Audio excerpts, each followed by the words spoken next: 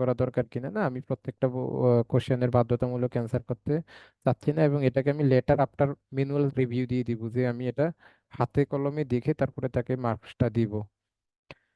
এখন বন্ধুরা আমি এখান থেকে হচ্ছে প্লাস আইকনে ক্লিক করে এখন আমি এখান থেকে আমার কোশ্চেনগুলো নেওয়ার শুরু করব।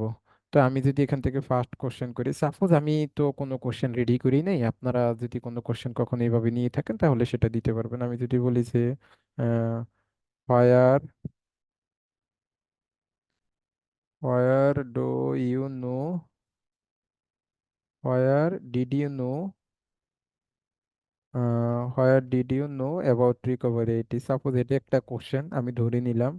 নো অ্যাবাউট রিকভারি আইটি, যে আমি তাকে একটা কোশ্চেন করলাম যে তুমি হচ্ছে রিকভারি আইটি সম্পর্কে কোথায় জেনেছো, এবং এটাকে কি মাল্টিপল চুজ করবেন?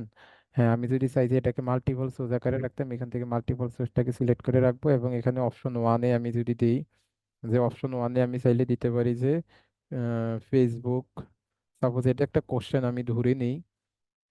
এরপরে অপশন টুতে যদি আমি এখান থেকে দিই, অপশন টুতে যদি দেই যে আমি ইনস্টাগ্রাম,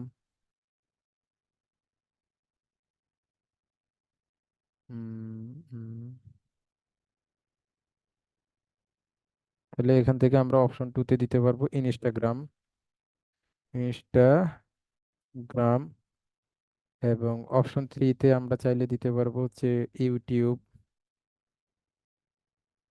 এবং অপশন ফোরে আমরা যদি দেই যে অপশন ফোরে আমরা দিতে পারি যে অদার্স। সাপোজ এটা একটা কোশ্চেন আমি তার জন্য করলাম। এখন হতে পারে যে এখানের একটা সঠিক উত্তর তো অবশ্যই থাকবে, যেহেতু মাল্টিপল কোশ্চেন। এটা যদি ওইরকম প্রফেশনাল কোনো কোশ্চেন না, আমি বোঝানোর জন্য বলছি যে ধরে নেন যে এখানে সঠিক উত্তরটা হবে ইউটিউব, যে আপনি ইউটিউব থেকে রিকভারি সম্পর্কে জেনেছেন। এখন আপনি এখানে আনসার কিতে যায় আপনি যদি এখান থেকে এই যে আফটার ম্যানুয়াল, এই যে এখান থেকে আমাদের 5 মার্কস সিলেক্ট করা আছে, এবং আনসার কিতে যায় আপনি এখান থেকে সঠিক উত্তর যেটা সেটাকে সিলেক্ট করে দেন যে ইউটিউব। এটা কেন? আপনার যদি একাধিক সঠিক উত্তর থাকে তাহলে একাধিক সিলেক্ট করবেন, যদি একটা সঠিক উত্তর থাকে একটাকে সিলেক্ট করবেন, এবং অ্যাড আনসার ফিডব্যাকে যে আপনি এখান থেকে লিখতে পারেন your answer is correct, your your answer is incorrect, incorrect, এবং এখানে কারেক্ট অ্যান্সারই দিতে পারেন কনগ্রেটস, অথবা আপনি যা ইচ্ছা তা কিছু দিতে পারেন। কেন?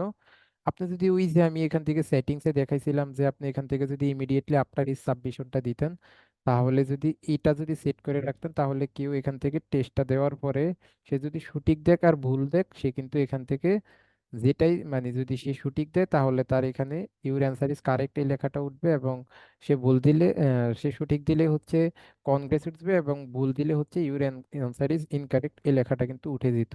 কিন্তু আপনি যদি, আমি যখন এই সেটিংসটা করলাম যে লেটার আফটার ম্যানুয়াল রিভিউ, তাহলে কিন্তু তার কাছে এই লেখাটা আর এখান থেকে উঠবে না।